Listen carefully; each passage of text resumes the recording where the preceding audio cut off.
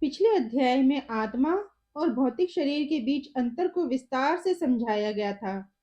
इस अध्याय में भौतिक शक्ति की प्रकृति का वर्णन किया गया है, जो शरीर और उसके तत्वों का स्रोत है, और इस प्रकार से यह मन और पदार्थ दोनों की उत्पत्ति भी है।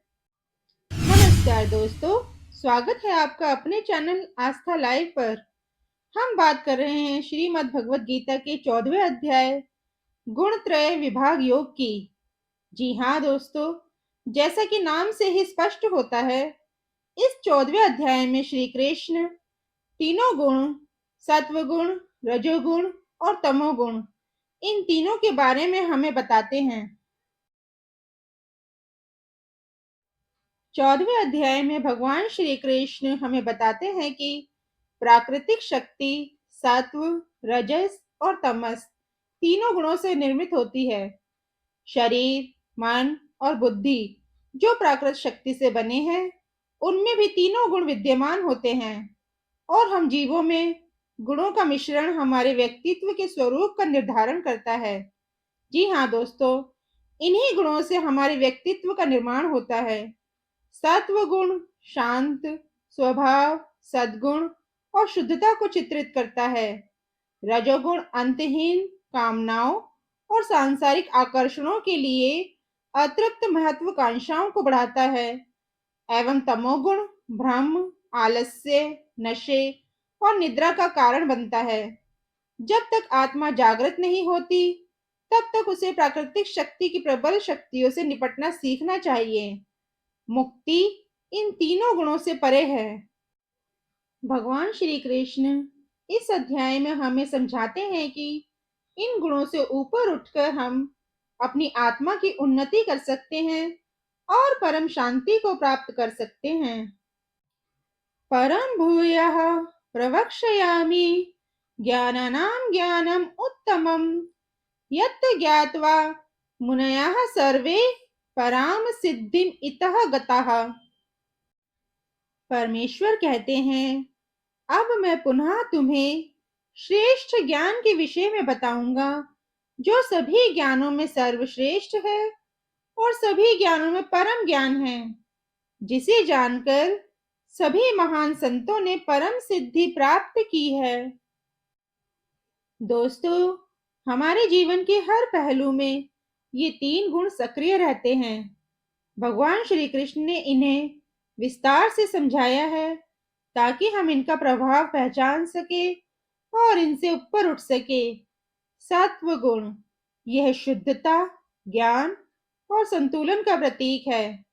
सत्व गुण हमें सच्चाई, धर्म और आत्मज्ञान की ओर प्रेरित करता है। यह हमें शांति और स्थिरता प्रदान करता है। सत्वं रजः तमः इति गुणाः प्रकृति संभवाः निबध्नन्ति महाबाहो देहे देहिनम अव्ययम्।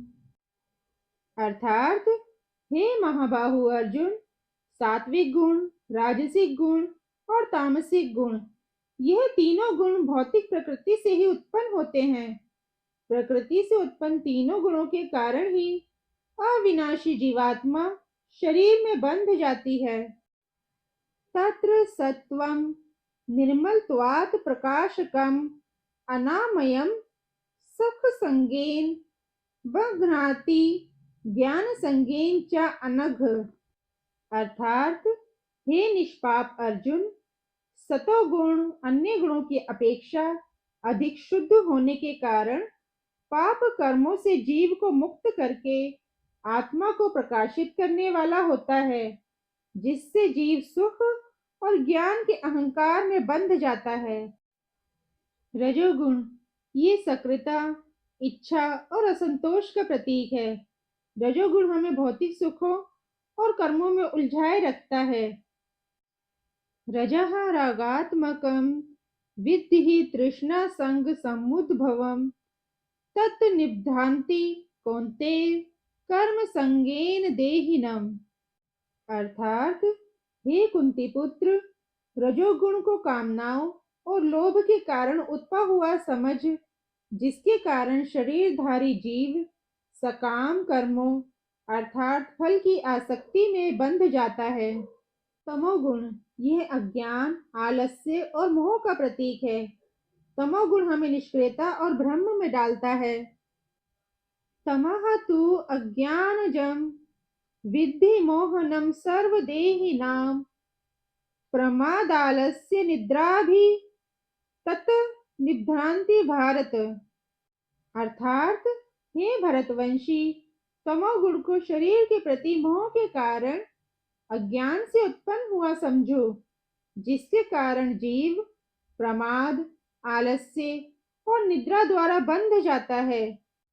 दोस्तों, भगवान श्री कृष्ण ने बताया है कि ये तीनों गुण हमारे जीवन को अलग-अलग तरीकों से प्रभावित करते हैं। सत्व गुण हमें आत्मज्ञान की ओर ले जाता है, लेकिन सुख की इच्छा में बांध सकता है। रजोगुण हमें कर्म और इच्छाओं के चक्र में फंसाए रखता है। तमोगुण हमें निष्क्रियता और अज्ञान के अंधकार में डालता है। जब हम तीनों गुणों के प्रभाव को समझने लगते हैं, तो हम ये जान सकते हैं कि हमें किस दिशा में बढ़ना चाहिए। यह समझ ही हमें जीवन के ऊंचे उद्देश्यों की ओर ले जाती है। दोस्तों, भगवान श्री कृष्ण ने कहा है कि जो व्यक्ति इन तीनों गुणों से ऊपर उठ जाता है, वह गुणातीत कहलाता है। ऐसा व्यक्ति जीवन के द्वंद्वों, सुख दुख, लाभ हानि, सफलता असफलता, जय पराजय से मुक्त हो जाता है। माम च यह अव्यभिचारेण भक्ति योगेन सेवते सह गुणान समतिल्ये एतान ब्रह्म भूयाय कल्पते। अर्थात जो मनुष्य हर परिस्थिति में बिना विचलित हुए अनन्य भाव से मेरी भक्ति में स्थिर रहता है, वह भक्त प्रकृति के तीनों गुणों को अति शीघ्र प्राप्त करके ब्रह्म पद पर स्थित हो जाता है। दोस्तों, जब हम अपने जीवन को भक्ति, ज्ञान और वैराग्य के मार्ग पर केंद्रित करते हैं, तो हम इन गुणों के बंधनों से मुक्त हो जाते हैं और आत्म साक्षात्कार को प्राप्त करते हैं।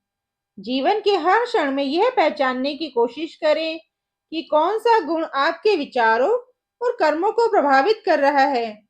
सत्व गुण को अपनाएं, रजोगुण को नियंत्रित करें और तमोगुण को अपनाने से बचें। ईश्वर में अनन्य भक्ति और आत्मज्ञान से आप अपने जीवन को उच्चतम स्तर पर ले जा सकते हैं। यह अध्याय हमें सिखाता है कि आत्मा की उन्नति और परम शांति का मार्ग हमारे अपने अंदर ही है। हमें केवल इन गुणों के प्रभाव को समझकर इनसे ऊपर उठने का प्रयास करना है। तो दोस्तों, अंत में हम सब मिलकर श्रीमद् भगवत गीता के इस गहरे ज्ञान को अपने जीवन में अपनाएं। सत्व गुण को अपनाकर, रजोगुण को नियंत्रित कर और तमोगुण से बचते हुए हम अपनी आत्मा को उन्नति के मार्ग पर ले जा सकते हैं। दोस्तों, अगर आपको हमारा ये चैनल पसंद आ रहा है, तो इसे लाइक, शेयर और सब्सक्राइब जरूर करें। आस्था लाइफ से जुड़े रहें और हर दिन अपने जीवन को नई प्रेरणा और आध्यात्मिकता से भरें। हमारे साथ इस ज्ञान यात्रा में बने रहें, क्योंकि आस्था से ही सच्ची शांति और मोक्ष का मार्ग प्रशस्त होता है। दोस्तों, मिलते हैं श्रीमद् भगवत गीता के अगले अध्याय में। तब तक के लिए जय श्री कृष्ण।